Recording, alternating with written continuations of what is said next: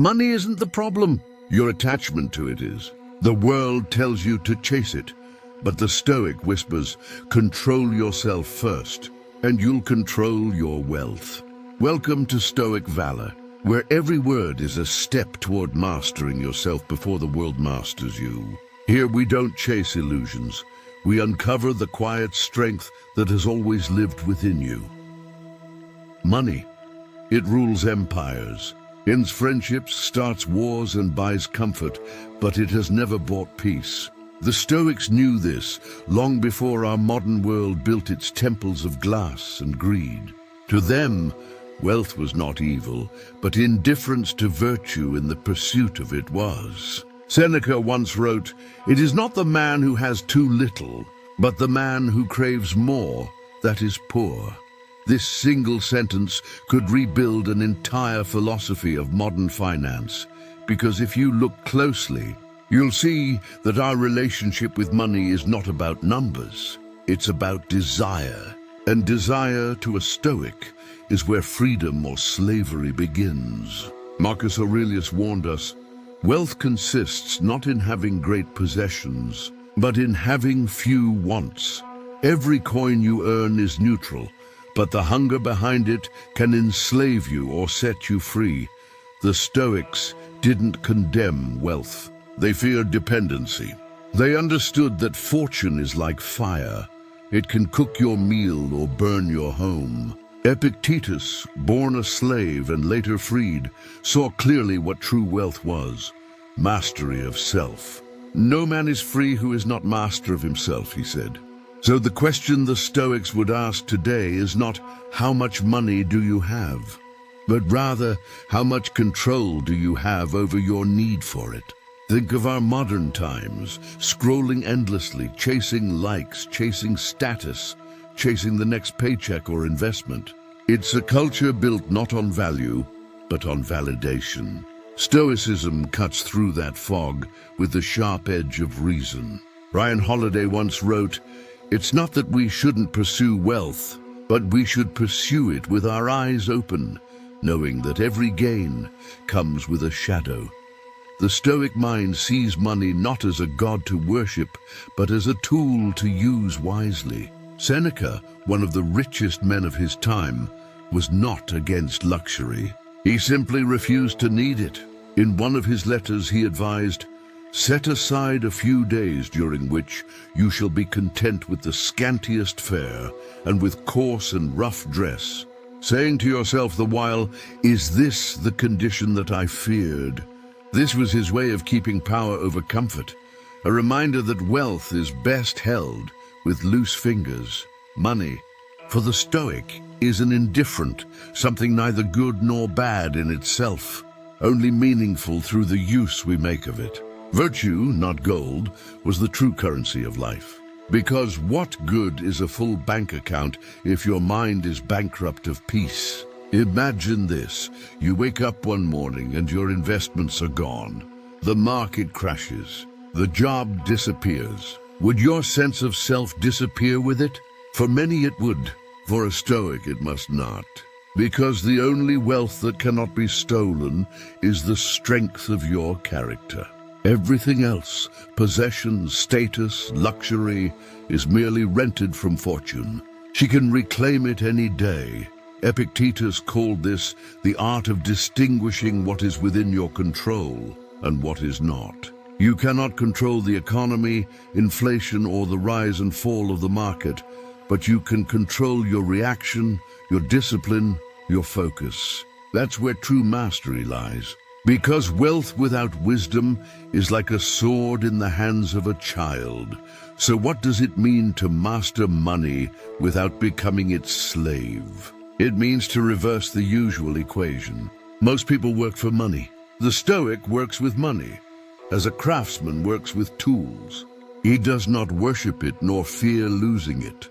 He uses it to serve virtue, to help others, to live justly, to free his time, and to nurture his peace. Marcus Aurelius once reflected that fame, wealth and pleasure all fade, but integrity, reason and justice endure. What is good for the hive is good for the bee. When your relationship with money serves not just yourself, but the common good, wealth transforms into a moral force. You begin to master not just your finances, but your spirit. The Stoic also practices voluntary discomfort. By occasionally denying yourself luxuries, not out of punishment but awareness, you remind your mind who the master is. Try spending a day without spending. Walk instead of driving. Eat simple food. Wear plain clothes. And then ask yourself, was I truly poorer today, or was I simply freer? Because every act of restraint is a silent rebellion against the world's noise. Every time you say enough, you grow stronger than those who always say more. This is what modern philosopher Mark Manson calls the subtle art of not giving a fuck. But the Stoics practiced it centuries earlier, not as defiance, but as clarity. To stop caring about what doesn't matter is to start living for what does. And so, when you understand money the Stoic way, it loses its power to own you. You stop competing for appearances and start building inner abundance. You realize that the richest person is not the one who needs the least money, but the one who needs the least approval. Seneca summarized it perfectly. He who is content with little possesses everything. The truth is, money can buy pleasure, but not peace. It can buy time, but not meaning. It can buy status, but never virtue. The Stoic knows that real wealth is internal, measured not by your assets, but by your ability to remain calm in loss and humble in gain. So when you next earn or lose money, pause and ask yourself, am I its master or its servant? Because mastery of money begins with mastery of mind. Imagine this. You wake up, check your phone, and the first thing you see is a notification. Your investment dropped, your bills increased, or someone online flaunting a life shinier than yours. Instantly your chest tightens, your thoughts rush, and the quiet confidence you had dissolves. You tell yourself it's just stress, but in reality it's slavery, a quiet, invisible chain built from comparison and fear. A Stoic would pause here. They would take a breath, not to ignore reality, but to reclaim it. They'd ask, is this within my control? The answer determines everything. The Stoic approach to money begins not with earning more, but with mastering the emotions that orbit it. Anxiety, greed, envy, pride. These emotions cloud judgment. They turn intelligent people into impulsive ones, calm people into restless ones. Stoicism is not about having no emotions. It's about directing them wisely. Let's take Epictetus's wisdom and bring it into today's world. He taught, wealth consists not in having great possessions, but in having few wants. Imagine applying that during your morning routine. Instead of rushing to open the stock market app, open a notebook. Write down what you already have that makes you rich. Health, peace, time, love, self-control. Gratitude is the Stoics' first currency. Ryan Holiday once said, if you want to be rich, count your blessings first. It's not a cliché. It's psychological warfare against scarcity thinking. The more you recognize abundance in what you already possess, the less the world can manipulate you. Let's make this practical. Practice 1. The morning audit. Every morning, before checking your phone or bank account, ask yourself 3 questions. 1. What do I control today? 2. What external outcomes am I worried about that I cannot control? 3. What virtues can I embody regardless of my financial situation? This exercise shifts your mind from scarcity to sovereignty. When you act from control and virtue, you stop being reactive and start being intentional. And intentional people make better decisions, financially and spiritually. Practice. 2. Voluntary simplicity. Once a week, choose discomfort deliberately. Skip an unnecessary purchase. Cook at home instead of ordering out. Leave your credit card in your drawer and walk through a store without buying anything. Seneca's challenge still echoes through time. Set aside a few days to be content with little. Why do this? Because simplicity trains your nervous system to stop equating comfort with happiness. When you realize you can live well without excess, fear loses its grip. You don't just save money, you regain freedom. Practice 3. Detachment from outcomes. Money often ties our self-worth to outcomes, promotions, profits, validation. But Stoicism teaches you to love the process more than the prize. Marcus Aurelius wrote, "Do not expect the world to be the way you wish it. Wish instead for it to be as it is, and your mind will find peace." This mindset is pure power. It transforms failure into feedback and success into service. When you act virtuously, with discipline, honesty, patience, the result becomes irrelevant. You win either way. Now let's bring this closer through a story. A man named Lucius once came to Seneca complaining that his fortune had turned against him.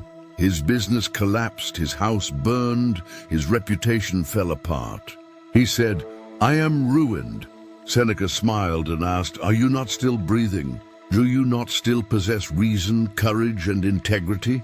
Then you are not ruined. You have simply lost your decorations." In our time, Lucius could be anyone. The investor after a market crash. The employee laid off. The entrepreneur whose startup failed. We mistake loss of wealth for loss of worth. But the Stoic sees every financial crisis as a spiritual test, an invitation to return to virtue. So here's a modern Stoic exercise for such moments, the reflection of loss. When you lose something, money, opportunity, investment, repeat this phrase to yourself: "It was never mine. It was lent to me by fortune." This reminds you that ownership is temporary. Attachment is optional. Gratitude remains eternal.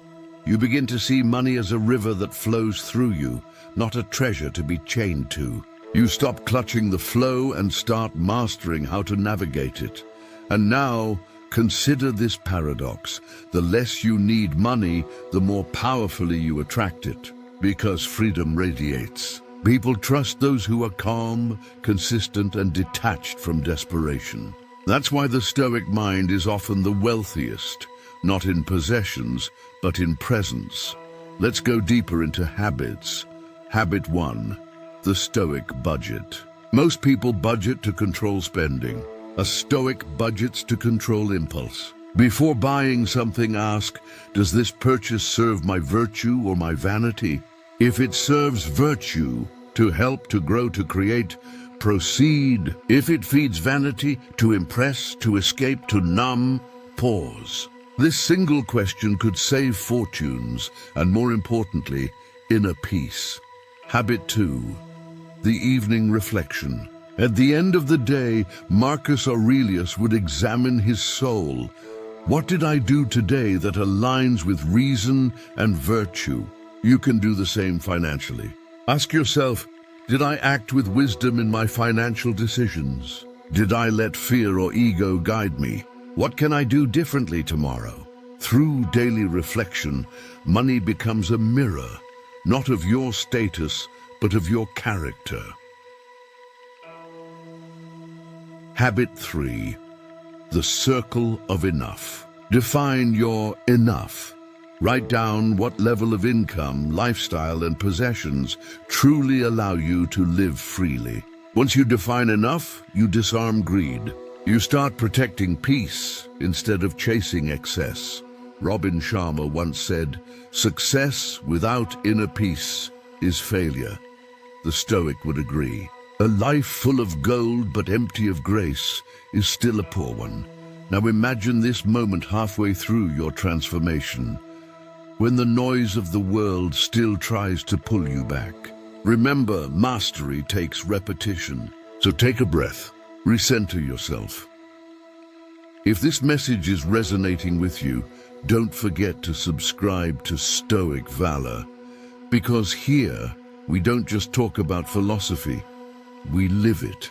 We don't chase motivation, we cultivate discipline. Join us and let's build a mind no fortune can buy or break. Let's continue. When you start living by Stoic principles, money loses its fangs. You can negotiate calmly, invest wisely, and even face scarcity with grace.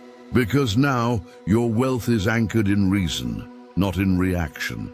Imagine walking into a luxury store, not to buy, but to test yourself. To feel the pull of desire and say, I see you, but I am free. That's power. Not the power of possession, but the power of restraint. Seneca taught that riches are like seawater. The more you drink, the thirstier you become. Yet he didn't condemn wealth. He condemned servitude to it. So use your wealth to buy time, not toys. To create, not compete. To build a life aligned with virtue, not vanity.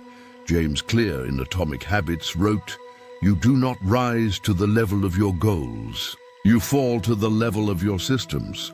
The Stoic would say, your financial habits are the architecture of your freedom. If you cannot manage small expenses with discipline, you won't manage great wealth with wisdom. That's why Stoicism is not an escape from the material world. It's mastery within it. A Stoic earns, saves, and spends, but with intention. They know when to give, when to invest, when to let go. They ask with every coin, does this serve virtue? Because every act of spending is also an act of self-definition.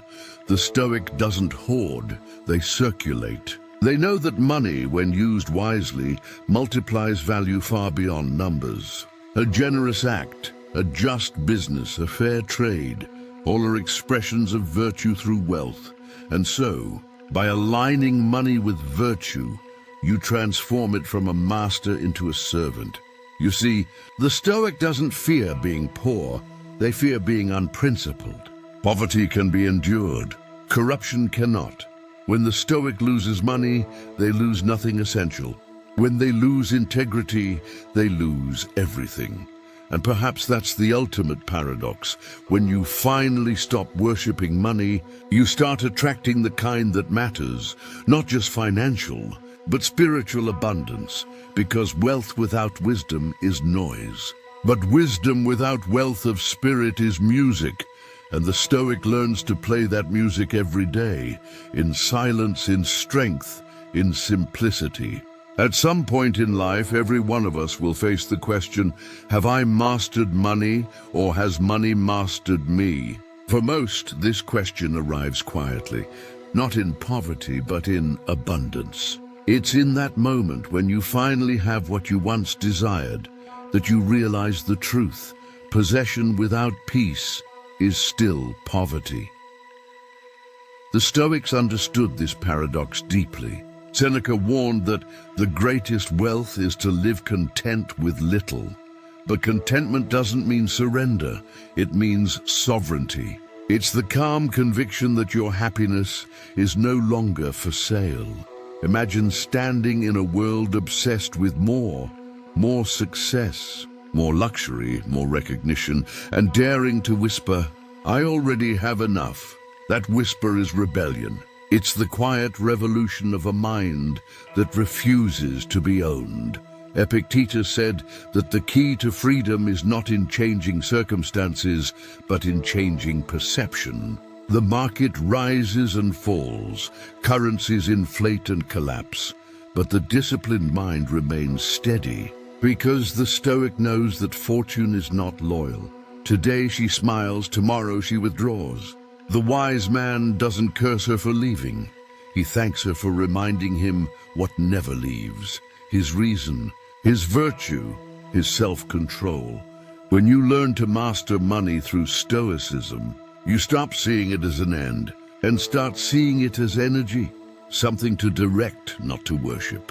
You realize that every dollar carries moral weight. It represents your time, your effort, your choices. Spend it like your life depends on it, because in a way it does.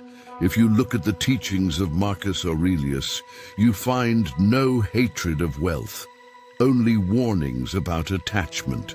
He wrote, "Receive wealth or prosperity without arrogance. Be ready to let it go without grief." That is financial enlightenment, and yet how many of us can truly say that we'd be calm if we lost it all? That is the Stoic test. It's not about how much you have, it's about who you'd still be if it was all gone. The Stoic believes that fortune reveals character, not creates it. When you lose money, you see your discipline. When you gain it, you see your humility. Both moments are mirrors, and both demand the same question: who am I without my possessions? Let's pause on that. Who would you be if all your wealth disappeared tonight? Would your peace vanish too, or would it finally show itself for what it is? Untouched, unbought, unbroken, because that's the ultimate Stoic wealth. To be so rooted in virtue that no external loss can shake your inner stability. Seneca used to remind himself of poverty not as punishment, but preparation. He would say, "Prepare yourself for the loss of all things, so that fortune, when she comes, finds you ready." This isn't pessimism. It's protection. It's spiritual armor. And maybe this is what modern people have forgotten. We have insurance for everything, homes, cars, phones, but not for the soul. Stoicism is that insurance. It prepares you to live with or without money, fame, or power. It ensures that when the storm hits, your inner economy remains unbroken. Ryan Holiday once wrote, "The obstacle is the way." For the Stoic, financial obstacles are not failures, they are teachers. Losing a job, a test of resilience. Earning a fortune, a test of humility. Both, if faced with virtue, lead to wisdom. So how can you begin closing the gap between who you are and who you want to be, financially and spiritually? Begin with this small truth. Money will magnify what's already in you. If you are greedy, it will feed greed. If you are grateful, it will multiply peace. That's why the Stoic doesn't ask, "How do I earn more?" but "How do I deserve what I earn?" The Stoic doesn't say, "How do I become rich?" but "How do I remain wise when I am?" And in that shift, a new kind of wealth begins to form, invisible yet unshakable. Imagine living with this level of inner control. You make decisions not out of fear of loss, but out of love for virtue. You work not to impress, but to express excellence. You invest not to chase status, but to build meaning. And when losses come, as they inevitably do, you meet them not with panic, but with poise. This is the heart of Stoic financial freedom. Detachment, discipline, and direction. Detachment from desire. Discipline in action. Direction in purpose. These three pillars form the temple of true wealth, and perhaps at the center of it all lies a single reminder from Marcus Aurelius. You could leave life right now. Let that determine what you do and say and think. If you truly grasp this, if you remember the fragility of all things, then you will never again waste a moment chasing shadows. You will earn with intention, spend with mindfulness, give with grace, and live with courage. You will finally see that mastering money is not about control over coins. It's about liberation from the illusions they bring. When the Stoic earns wealth, he does not cling. When he gives, he does not boast. When he loses, he does not despair. He simply remains balanced, calm, content. That's the quiet strength the world needs now more than ever. And so, as we close this reflection, remember this truth. The richest person is not the one who has the most, but the one who fears the least, because when fear dies, freedom begins, and freedom, not fortune, is the ultimate wealth of a Stoic. If this message helped you see the world with new clarity, share it with someone who's lost in the noise of more. Subscribe to Stoic Valor and walk with us, step by step, toward a life of discipline, virtue, and peace. Here, we don't chase wealth. We build worth. We don't worship fortune. We master ourselves, because in the end, your greatest investment will always be your own mind.